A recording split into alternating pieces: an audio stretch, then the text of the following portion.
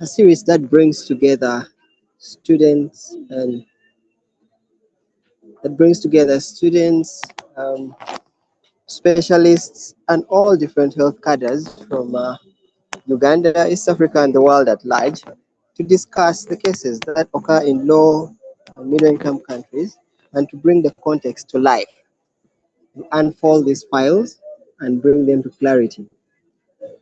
And remember, clinical pathological case training videos are for educational purpose and should not be used as the sole source of reference during patient care. We always encourage you to listen in, learn, go back to your institute and apply your institutional based protocols and the evidence based protocols that are out there for patient care. It shall not be used as reference or where necessary. And today we are going to be discussing he can't sit, a common phenomenon for patients coming to the hospital, barely walking on a wheelchair, but even on a wheelchair, they always want to lie down. Presenting this case to us today from the in-hospital side is Biarumujura Hasina, a student from King Caesar at her fifth year of a bachelor's in medicine and surgery. And from the pre-hospital arm, Useu Uksna from St. Michael Hospital, Luvaga. He's a pre-hospital student. And our expert for the session is Dr. Mwesije Bernard, an enthusiast in systems and development of the emergency care system in Uganda and Africa at large. What system would be better if we do not start from the base of the bed? This is where we shall advocate for the stakeholders and the patients, the consumers of our products at large. Ladies and gentlemen, welcome to the Clinical Pathological Case Series. I open up the platform to the case presenters. First, from the pre-hospital, I'm Oxner. You're welcome.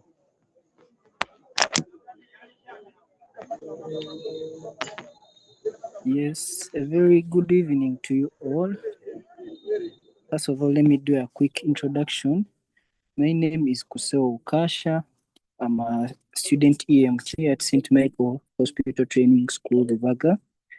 I'm going to be your pre-hospital presenter today. So at this moment, I will request our moderator to present, to put our slides.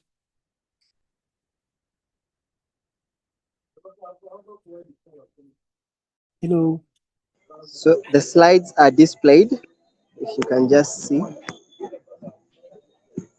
we are on slide one, maybe for the pre-hospital team, please.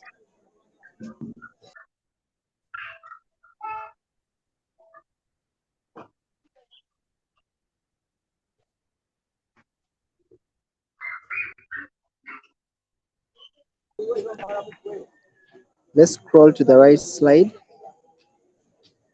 that has the pre-hospital component.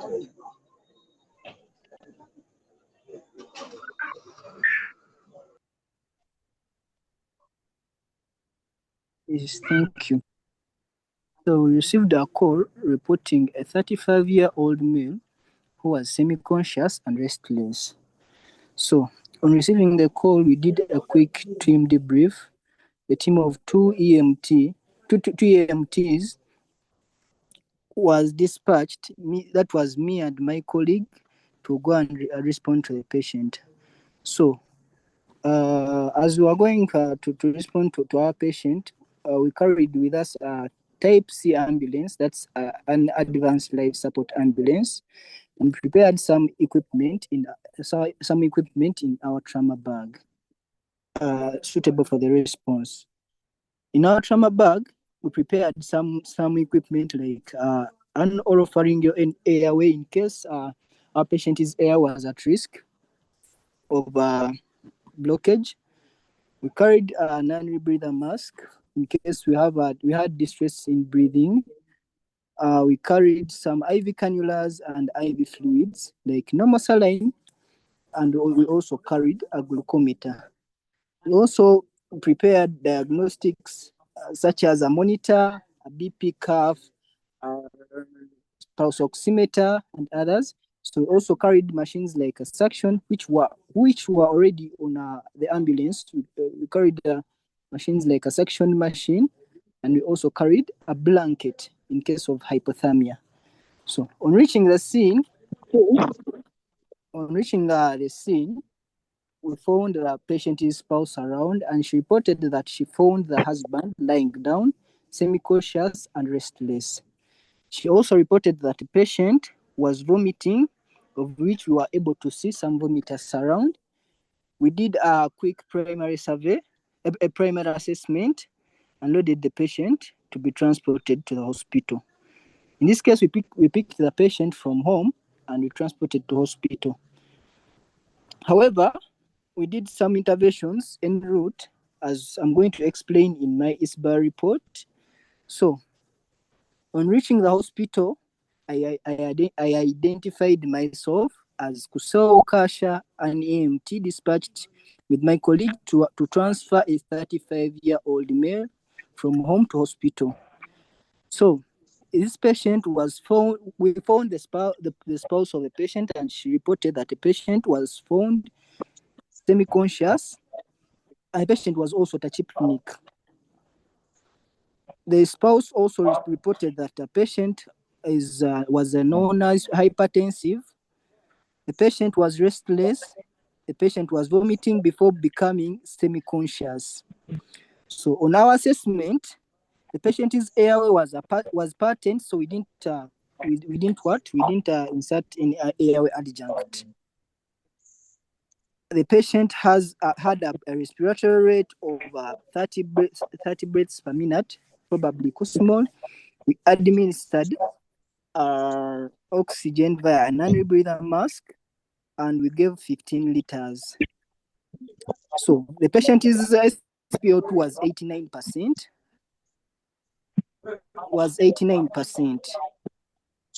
The patient had a BP of 146 beats per minute and a pulse rate. The patient had a pulse rate of 146 beats per minute and a BP of 182 over 89 millimeters of mercury.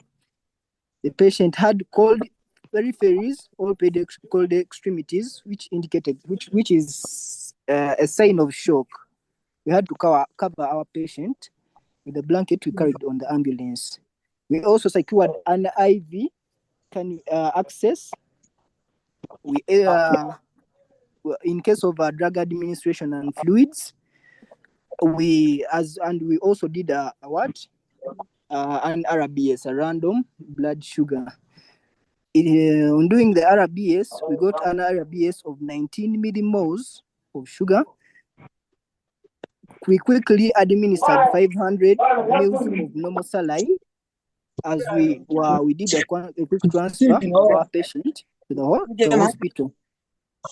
So I recommended the staff I found at the hospital for my patient to be reviewed by a physician, and they also had to repeat the RBS and continuous oxygen therapy and other management. Thank you. Thank you very much, Okasa, for that introduction from the pre-hospital team. And so the patient was handed over to the in-hospital, and that's the emergency department. Hasina, how did you go about receiving and managing this patient while at the emergency department? And before that, let's have thoughts from Dr. Bernard. Yeah, not yet talked in, but Dr. Bernard, if you're in,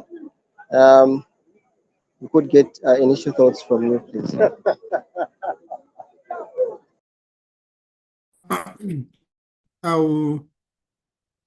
That's a very interesting case, and by say interesting, it looks like a very 35-year-old, very sick. Is breathing very fast with Cosmos breathing, non-hypertensive. BPs are in the roof, and he has altered mental status. I totally agree that is one whom you want to quickly, it's load and go immediately transfer to the hospital, but did quite a good job from preparation, ensuring the red bag is full, especially ABCDE drugs, ensuring that they are in place, and moving on immediately, transferring to the patient to the unit, because there's little that they could be done in the field. So I think that was a very good plan from KUSEO.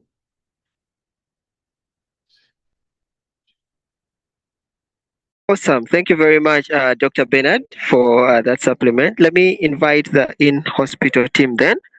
They received the patient, and how well did you manage this patient? So good evening, everyone. I'm Hasna Badiamjura, fifth-year medical student. Straightforward, at the ED, we received this 35-year-old male. We did our primary survey. The airway was patent. The breathing was tachypneic with a respiratory rate of 30 breaths per minute with an oxygen saturation of 89%. The saturation, he had a cup refill time less than 2 seconds. The blood pressure was 186 out of 89. However, the pulse was of normal volume and regular, but with a rate of 146 beats per minute.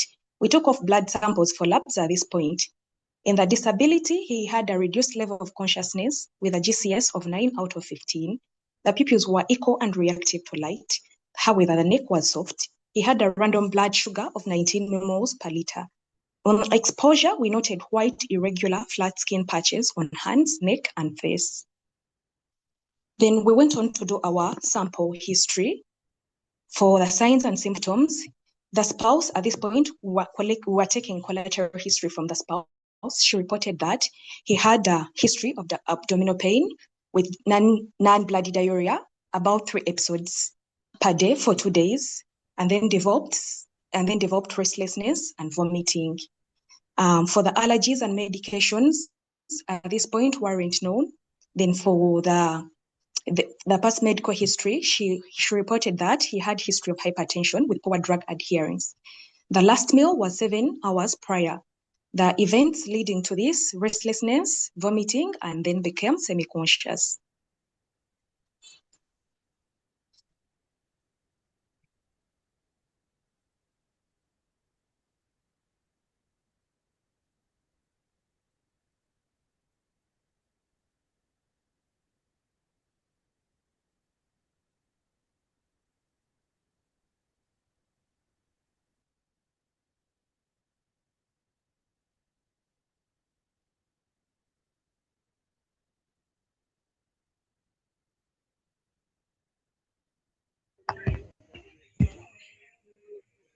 All right, let's get that poll question done in the shortest time possible. From the primary survey and the sample history, what could be on your problem list? And so let's put up that poll survey, and let's all participate.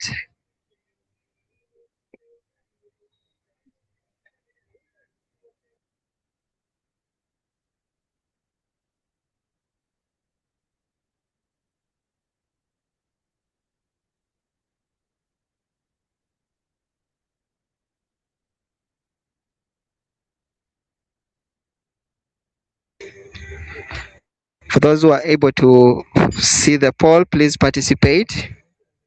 All right, in the interim, we can then move on to the next slide, please.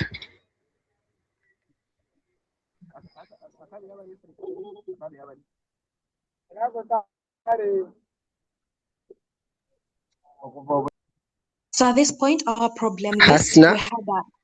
we had a decreased level of consciousness. We had difficulty in breathing with hypoxia, a raised blood pressure, and a raised glucose levels. You feel that you are working hard to breathe, or you are not getting enough oxygen into your system, then this indicates respiratory issue. Please come out with.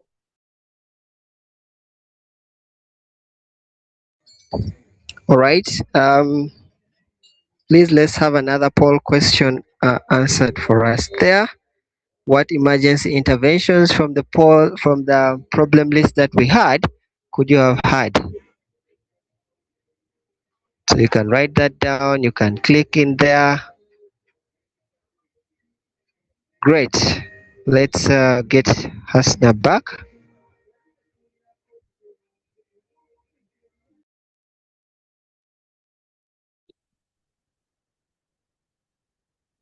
So our ED intervention for the airway, we placed this patient in lateral recovery position. For the breathing, we administered oxygen 5 liters per minute via nasal prongs. For the circulation, we gave 1.5 liters of Ringer's lactate in 1 hour. Samples had already been taken off. We went on to the disability. We gave an insulin act rapid infusion of 5 international units per hour. We also gave omeprazole 40 milligrams start. We inserted a urinary catheter to monitor urine output at this point.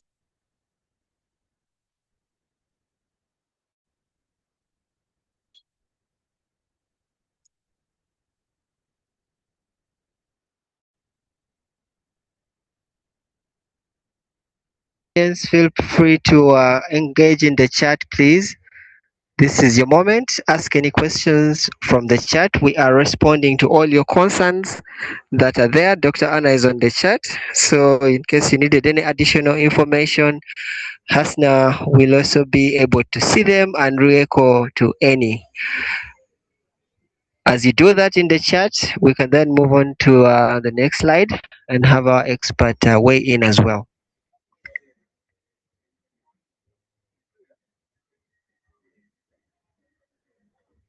Dr. Bernard, from the primary survey, we had a sample history, and the problem list was clearly laid out there, with issues being in the respiratory system. The BPs were so aggressively high. What are your thoughts, Dr. Bernard? Thank you, Dr. Daniel. Given the story, the history, and the exam, the information we have from the primary survey, you see this is a patient, 35-year-old male, who's previously not known to be diabetic. The main one was mainly hypertensive, and now amongst the key primary findings, we see the high blood sugar levels. And then in addition to all the things and the progression of from restlessness to semi-consciousness, now we see the GCS dropping down to 9. It kind of, takes me to, to first of all inquire whether this is confirmed diabetes had been before, or this is the first time it's actually happening. Maybe it is something else, information that's unknown. But immediately in the initial setting, I am sticking to my ABCs like the team did. First of all, make sure the airway. This is a patient who is vomiting. Ensure the airway is patent, and rightfully they put the patient in left lateral position, which can help with the aspiration. Start the patient on oxygen, and I think that should improve oxygen levels. But start thinking of DKA acidosis happening with this patient, and at that point in time, I would be really needing to immediately start thinking about a DKA protocol, in which, like rightfully they did, I would want to start fluids for rehydration. Rehydration, 1 liter per hour, which is exactly what was rightfully done. And then immediately take off samples. Key things I want to confirm the DKA. Take off ketones from the urine. Take off also blood, and you want to do, if you are in a good setting, which is in a private hospital, but most of our settings, you would want to do like an ABG, an arterial blood gas, which can help you to further, see the level of acidosis and support intervention. But most importantly, before the starting of insulin, you want to know what your potassium levels are. And those potassium levels will guide on the next steps that are going to be. So I'm curious what the potassium levels were for this patient.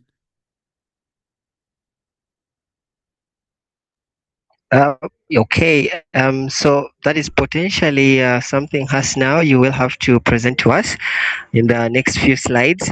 Dr. Bernard, just to engage you a little bit further.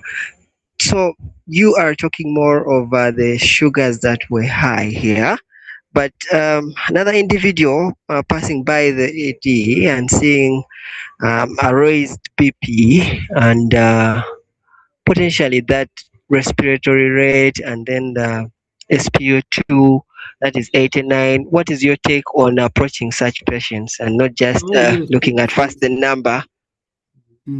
Yes, thank you. Yeah, thank you for that. For that, actually, that's very, very important. With that heart rate of 146 and a blood pressure of 182/81, really, you see that we have a hypertensive actually emergency at this point in time. And so those blood pressures, even the respiratory distress and what could also be part of the contribution. So you want to treat it also as a hypertensive emergency because already you have some features that are suggestive of end organ involvement, altered mental status, the respiratory system. So you have different organs that are already shown to be involved. So I want to start dealing with the blood pressures at that point in time in the ED. And most of the time, of course, I would want to bring in my thinking, bring in like drugs like GTN to see how to help. I want to do an ECG because you want to know whether if what kind of rhythm you're having.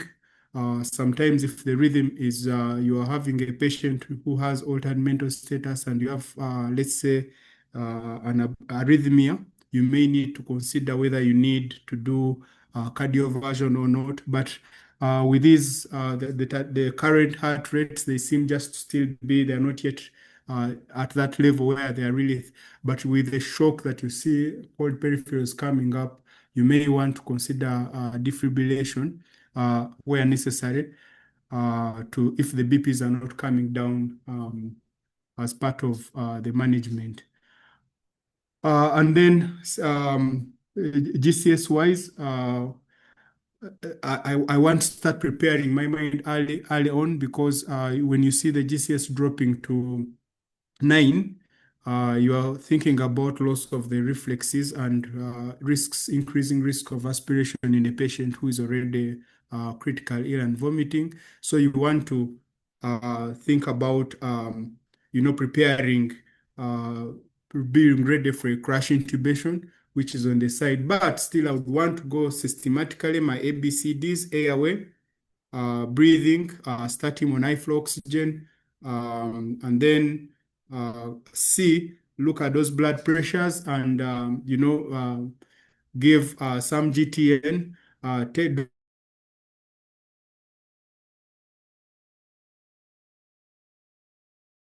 going on, how much fluids do they have, and then that could also even influence further your fluid resuscitation. And then in the D, you want to have an RBS which was rightfully done, but also take off samples and send immediately to look at the RBS and the electrolytes. And all in all, I would really summarize it in form of looking for things like DIMEs, where I'm looking at drugs, if somebody is not taking their medications, the antihypertensives, and maybe find out from them whether they're actually taking them or not. All because if somebody has not taken their medications, their blood pressures could actually go down. Look at signs of infections or fevers, or that's in the eye.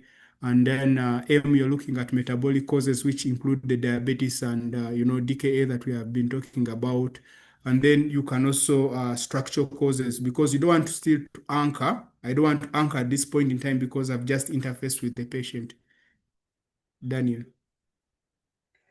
Thank you very much, Dr. Bernard. And for the student out there, the intern doctor and other health workers, in the ED, the numbers can be flashed on the monitor. The sugar could be high for various reasons. We always encourage you, take a step back, just like Dr. Bernard has said, and go through your ABCDE. For every system, identify the problem, manage that problem, and monitor, then reassess and move on to the next. In such a way, you keep your patient longer for even the next doctors to find them. Let's move on. Hasna.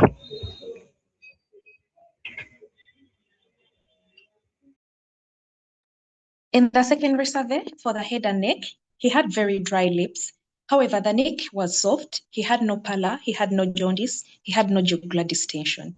For the chest, he had labored breathing with inter and subcostal recession. He had a resonant percussion note with equal air entry, however, with infrascapular crackles. For the abdomen, it was of normal fullness. There was no tenderness. There were no organomegalies. The extremities were cold. However, there were no fractures. There were no soft tissue injuries. Neurologically, he had a GCS of 9 out of 15.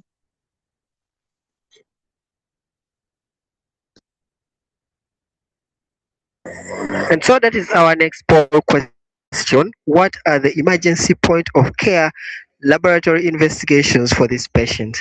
And so very many people on the poll have been asking where are the results and etc. You could tell us first, with the presentation above, what are you thinking about for this patient? Please fill in the polls, discuss in the chat, and we shall move on to that in a bit.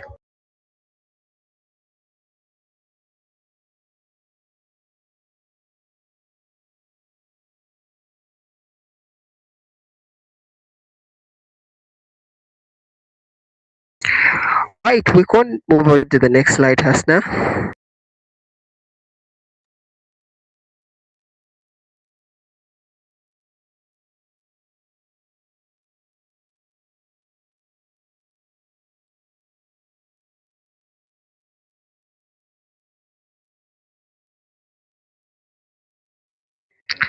Next slide, please.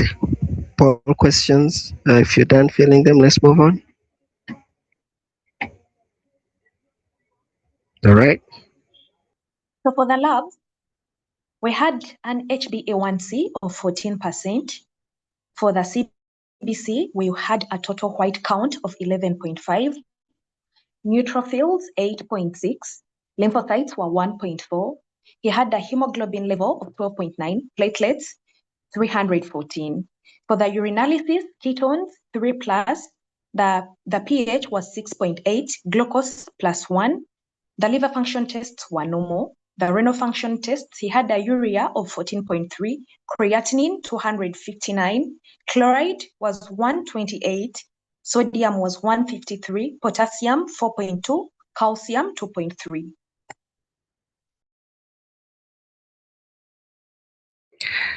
And yes, for the results that have been flashed up there, including the electrolytes you've been asking for, there goes an HbA1c of 14%. Reference ranges for the different laboratories you may be in could be ranging to less than 6.5%.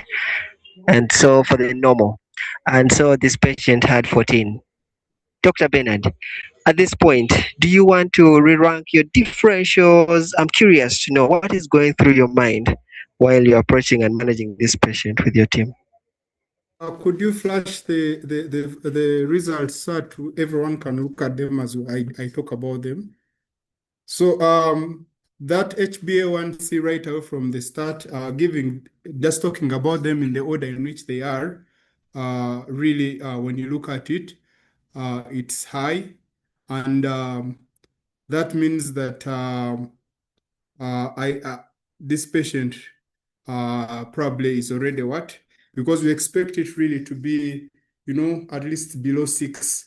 But now when you start seeing it going to almost 14, higher than 6.5, then we worry about if it's. I worry about the patient becoming already. So I confirm, and I'm a little bit now. I can confirm that this patient one is diabetic. And I look at also for the ketones, I see that they are almost 3 plus. So that shows that really we are probably dealing with DKA, and all some of these things that we are seeing, the high blood pressures, the breathing and all that, is almost the patient's body response, particularly to what's exactly is going. And so I would really put DKA as the on top. And now I want to, go down and start exploring what could be actually causing this DKA. So I come and I look at the CBC, and you see we already have some neutrophilic leukocytosis. So there is possibly features of an infection, but it's really not so high or so severe in its nature that I would really get concerned about it so much. But because of how severe the patient is, I want to start him immediately on antibiotics, broad spectrum antibiotics. And then coming back to the pH, you really see this patient is seriously acidotic. That is a pH of 6.8. That is the body is basically not compromising at all. You come to the renal function tests, they are really high. That means he's also getting a bit of AKI. And then in terms of electrolytes, potassium seems to be within the normal ranges. And that's a very big go ahead for me, because now I can start treating the diabetes is safe. So now in range of things, I'm having my DKA high there, with acidosis, probably very, very high anion gap acidosis. And I'm now looking at, I'm getting features of AKI, and I need to start this patient quickly on fluids as soon as possible. My potassium being within the normal ranges means that I can also start the patient on insulin, but also give potassium supplements that I don't actually now drop the patient into. I think that would really be one of the things now I would be going for, and consider bicarbonate, of course, after doing some ABGs if it's possible. But if it's not, I would still think about it and see based on the pH alone.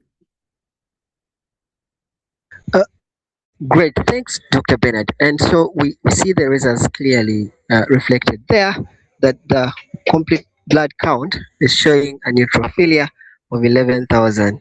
One wonders, could this have been the trigger? And so now we are having DKA ongoing. Hasna, please carry on to the next slide.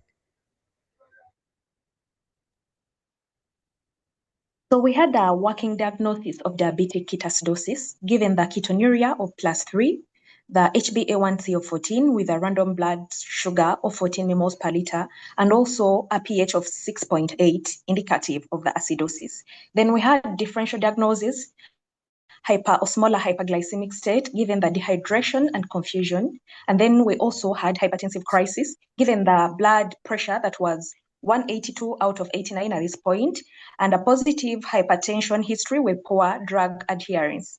Then we also thought of gastroenteritis, given the abdominal pain, vomiting, and diarrhea.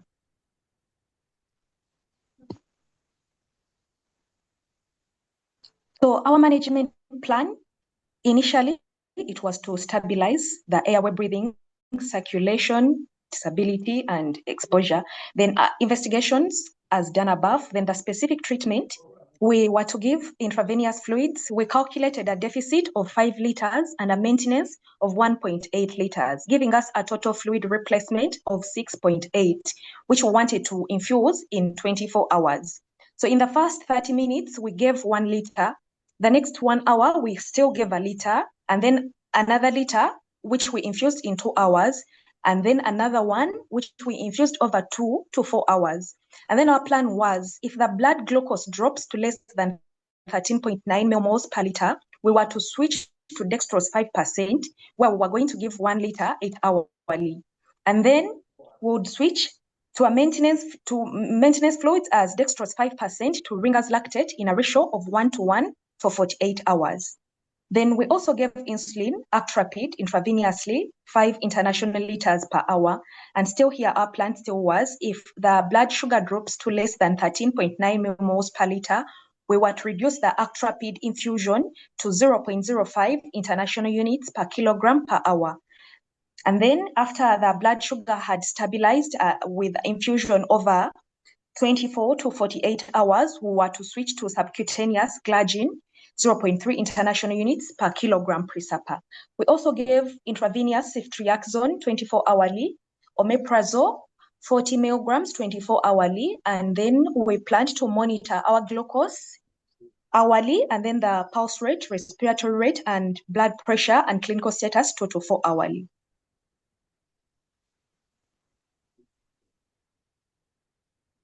So for our follow-up, 8 hours after from the time we received this patient and intervened, he had regained consciousness The respiratory rate was now 18 breaths per minute.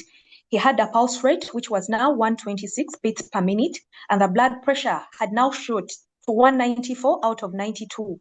Then the random blood sugar was 13.6 millimoles per liter.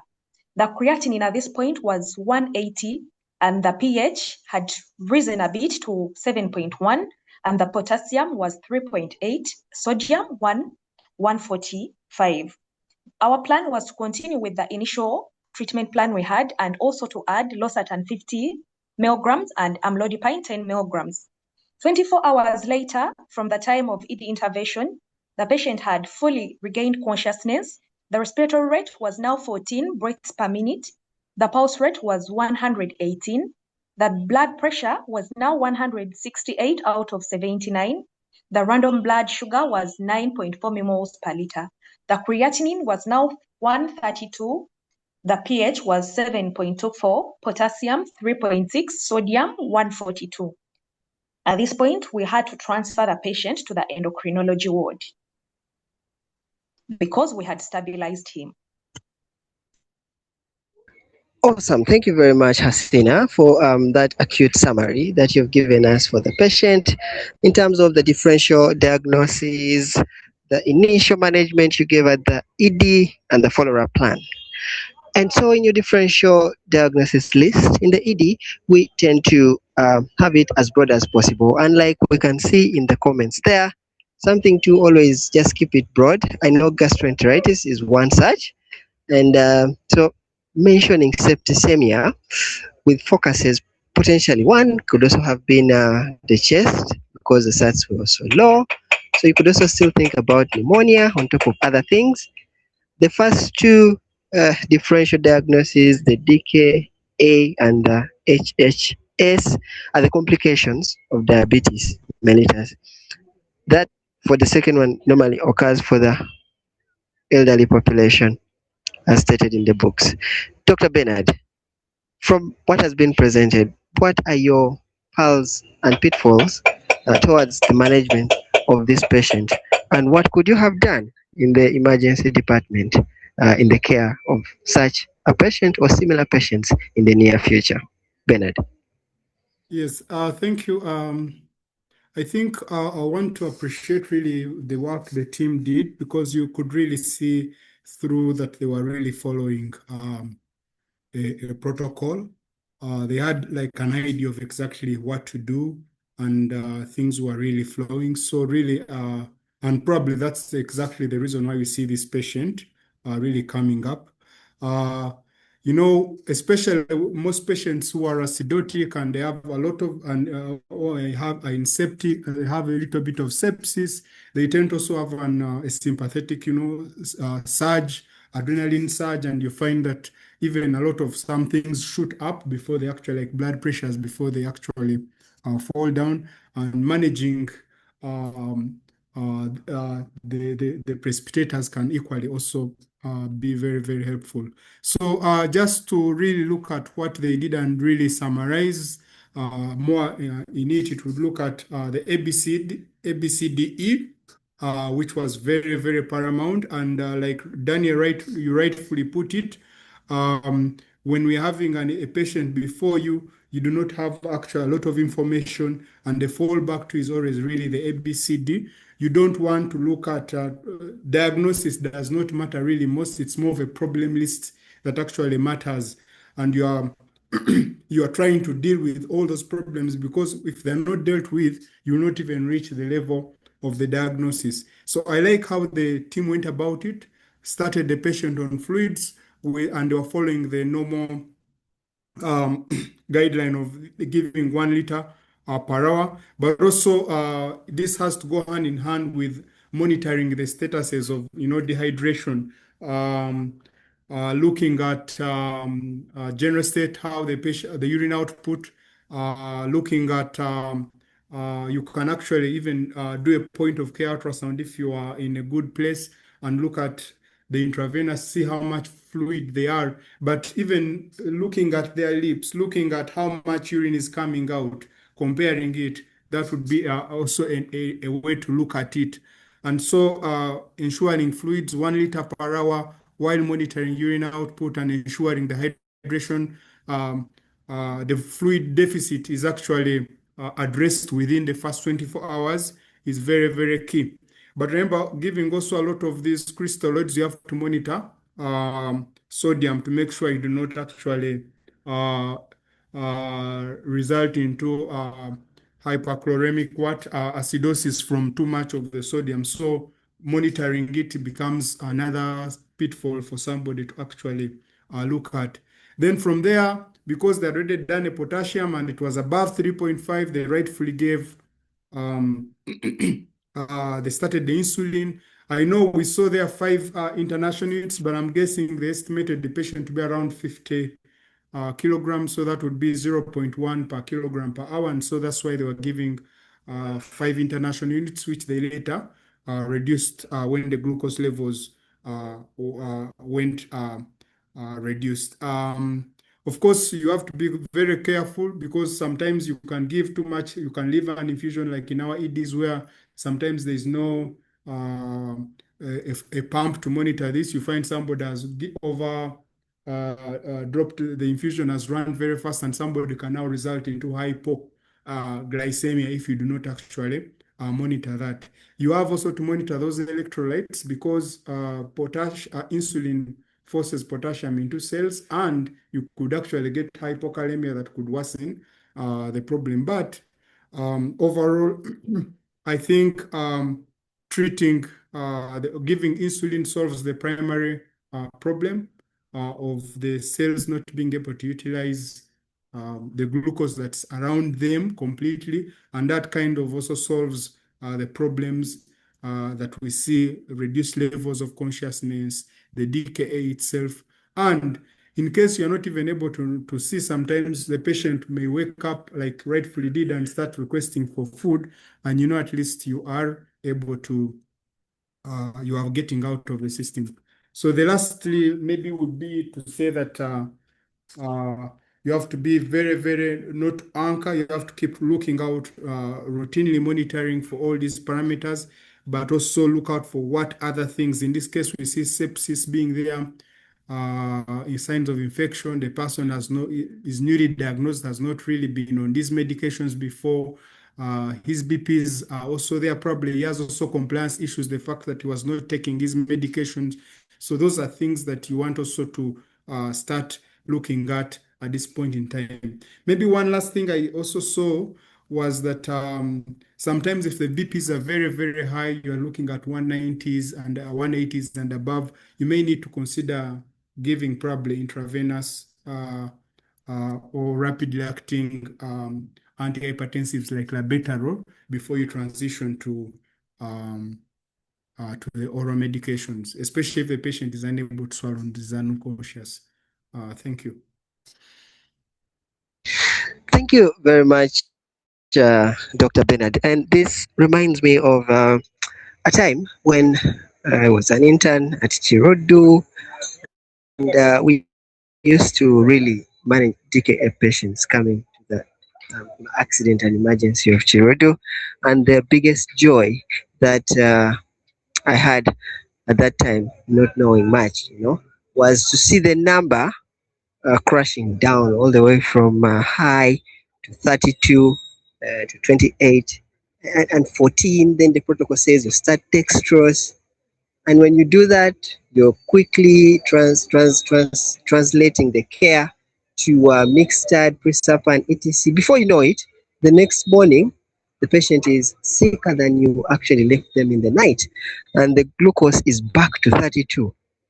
And that disturbed me a lot, not until now that we actually have different schools of thought saying you may have to take some time with the infusion or the subcutaneous before you actually translate this patient or transition to the pre-supper, pre-breakfast issues with the long-acting, short-acting, intermediate insulin forms, but rather maintaining the Actrapid.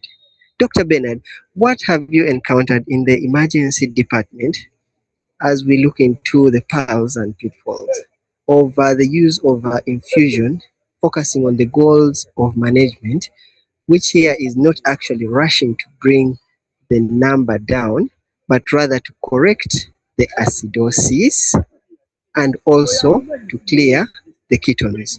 Dr. Bernard.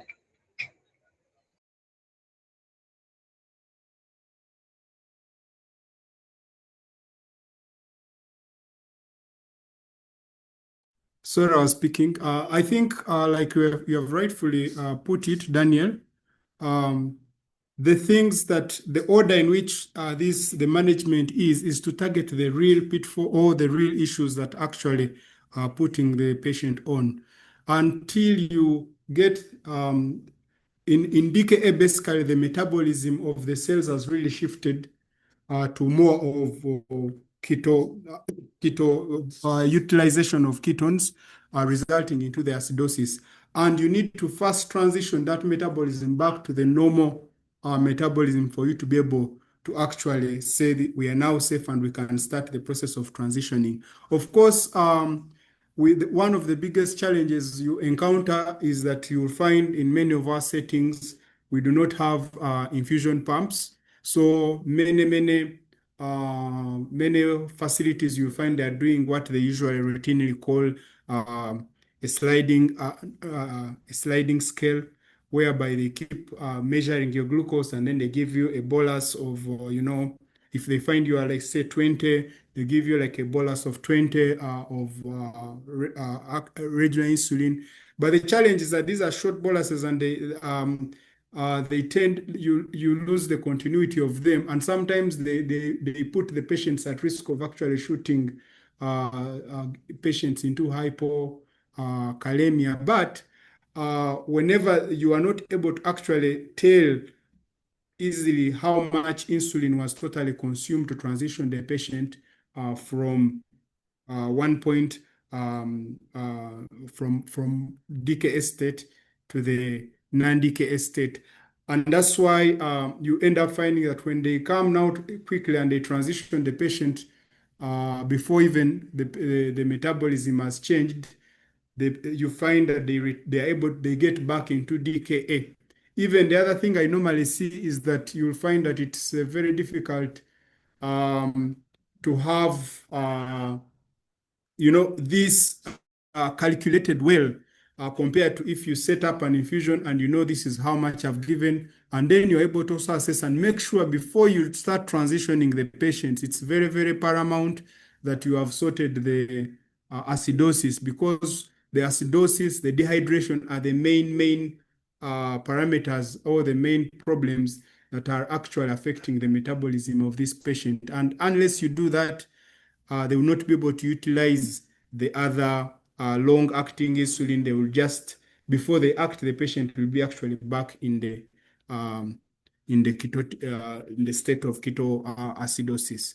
So for me, that is one of the things, and I see a patient who would go be discharged within 24 hours. You find they're just moving up, down, and they end up spending like 3 days maybe on a unit simply because of tracking the insulin infusion. And I think the first two things really of ensuring, one, fluids are given, two, to correct the volume deficit, two, insulin, particularly the regular insulin, the active, the rapidly acting insulin, are very, very important before we consider actually transitioning. And once we have sorted the acidosis, now we can start introducing the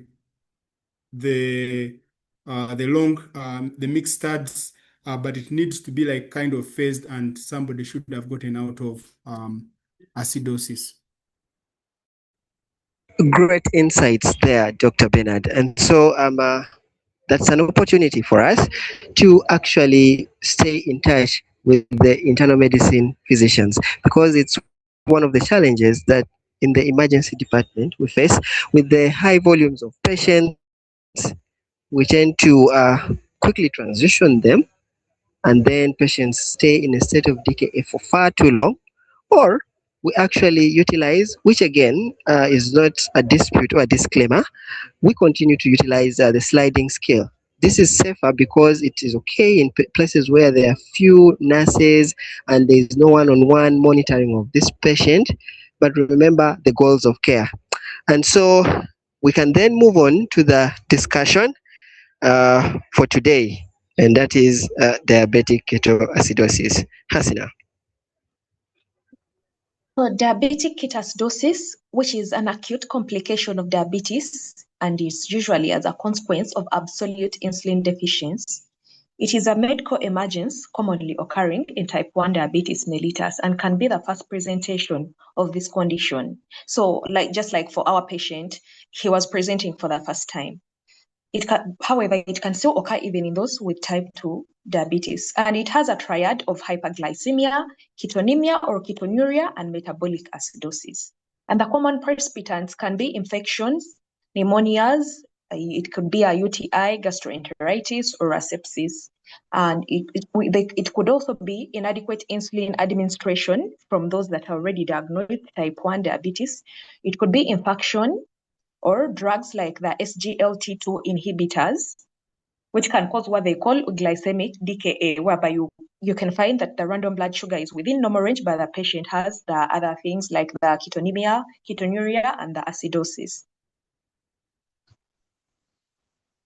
Then the presentation, the symptoms, they will normally come in with polyuria, thirst, weight loss, weakness, nausea, vomiting, leg cramps, blood vision, abdominal pain, which can, by the way, mimic an acute abdomen. Then the signs, they can have dehydration, hypotension, cold extremities, like we saw for this patient, cyanosis, tachycardia, just like our patient, air hunger, same, smell of acetone, hypothermia, delirium, drowsy, or they can come in coma.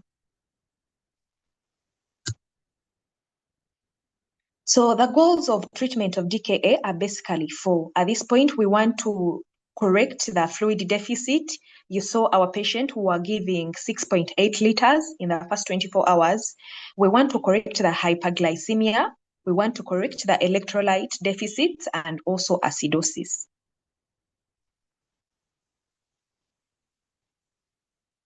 The immediate management, usually the first thing is to stabilize the airway, breathing, circulation, disability exposure.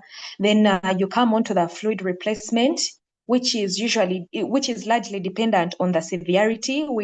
For our patient above, we had calculated a deficit of 5 liters given the severe dehydration, which we normally want to infuse over 24 to 48 hours. The fluid of choice is supposed to be Ringer's lactate, but where you cannot access Ringer's lactate, you could use normal saline. Then the blood glucose level, when blood glucose level drops liter, we want to switch to dextrose 5%, where we want to give 1 liter 8 hourly. And if the serum sodium is greater than 150 ml equivalents per liter, then we do not want to give saline at this point. We would opt for 0.45% saline. Typically, the requirement for an average weight man in good physical status in 24 hours is 6 liters. Our patient above had a weight of 50 kilograms. That's why you saw for the insulin infusion, we used 5 international units. If you calculate at a rate of 0.1.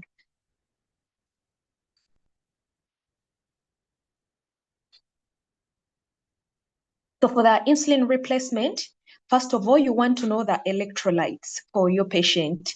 If the potassium level is less than 3.5, you do not give insulin at this point. You first replete the potassium and also give fluids. Then if the potassium is greater than or equal to 3.5, give after initiation of fluid replacement.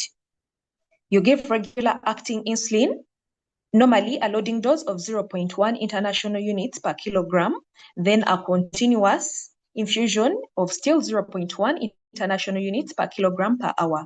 You keep monitoring your blood glucose hourly until it's less than 14 millimoles per liter.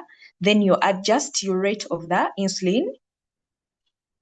If the plasma glucose level fails to fall at least 10% in the first hour, we do a repeat of the insulin loading, 0.1 to 0.14 units per kilogram.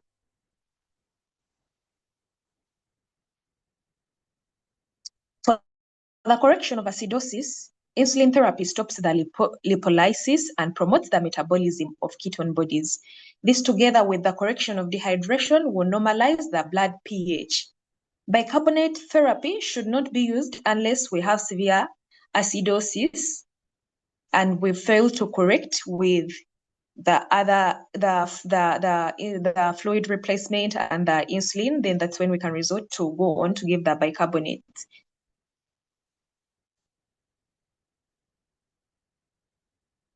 So the references I used for this, they are there. Mainly I used the American Diabetes Association Guidelines 2026. Thank you all. Great. Thank you very much, Hasina. And as you can see, in the CPC, we celebrate all the individuals that come in to join us and present their cases. We have a wall of fame. And these cases normally translate into a CPC podcast, your monthly podcast where we shall dissect these cases further. For today, I encourage you revisit the recorded videos on YouTube. There's a channel from Seed Global that will always give you access to these recordings, and better yet, get the materials from your hospital and also in the website like Life in the Fast Lane that will actually aid you in understanding the goals of management better. We acknowledge the different universities in Uganda, the different associations that bring together students and physicians in Uganda and Africa at large. And we thank you, our audience, for usually being here with us. And in just 1 minute, I would request Dr. Anna to mention one or two comments that were burning in the chat before we close. Dr. Anna. Thank you, Dr. Daniel. So there were many, but I think what I would love Dr. Bernard to clarify to the whole audience that too, to differentiate between type 1 diabetes and type 2. And then the challenge was a patient had high blood pressure and were giving fluids. Those two, maybe in a minute or two. Thank you.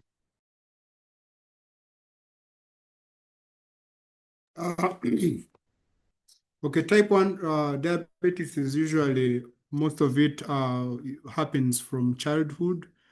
Usually you find it inherited and you have total absence of total lack of insulin.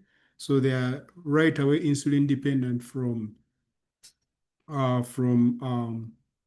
childhood. But occasionally they can also be developed at an older age. So it's not just that it's basically for childhood. Then type 2 usually comes mainly from insulin resistance, whereby your cells are not able, you are floating in insulin, but your cells are not able to respond to them. That's why a number of risk factors have been highlighted that result into it. But it has also been shown that despite the amount of insulin that's there, they tend to get some level of insulin deficiency. That's why we also have insulin coming into the use of management. And we have really moved away from that, the type 1, type 2, more to looking at where the diabetes you have requires insulin versus really not. The next question, I think, Anne, was about, please kindly remind me about that next question. It was about, I'm forgetting what it had. It was about fluid therapy, mostly now like for this patient who Yes. had raised blood pressure, yet were giving that whole amount of fluid. Yes. And then also still around the fluids, there was of course, and the very first question that came in, that the heart was failing. Why were we giving that much fluid? So maybe you could just clarify that. Thank you. Yes, and I'd also highlighted on in the chat that really we don't want to look at high blood pressure. You don't want to look at it as in isolation. You have to look at it in context of the patient. If it was a patient who is not hypertensive, you may, most times when you have an infection, you have an acute stress, body stressor event, your blood pressures tend to rise up. And you don't just go to treat the blood pressures, you treat the primary cause that's that, and you see them go down. Now, this patient already being hypertensive, not taking medication, now in addition to DKA, caused his blood pressures to actually shoot up. And by managing the DKA and the precipitants of DKA, that's why probably he did not actually require even the other oral IV antihypertensives, because you are doing continuous monitoring, and so it's not really that necessary. DKA, the main one of the biggest problems that they have is they are severely dehydrated because they have a lot of sugar in their body, which sugar via osmotic pressures is absorbing all the water out of the cells, and so the cells are lacking. They are really dehydrated. So that's why, despite these high blood pressures and what these patients will require fluids to come and reduce that osmotic potential that is coming from the too much Yeah. glucose. I hope that answers the question. Thank you. Thank you very much, Doctors Bernard and Anna, for the beautiful discussions. And I encourage you, this is one of the reasons this case was really interesting, given that we're having two parameters that we are dealing with, and we have to judiciously be careful. Our time is fast spent. Ayush Patel, in 30 seconds, your hand has been up for the longest time. Could you summarize your concern?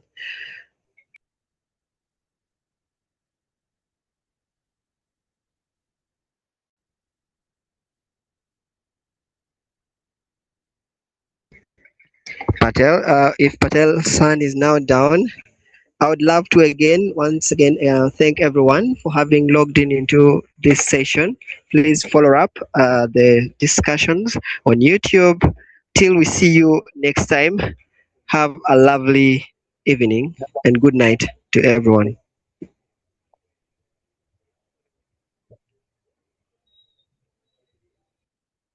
Mhm.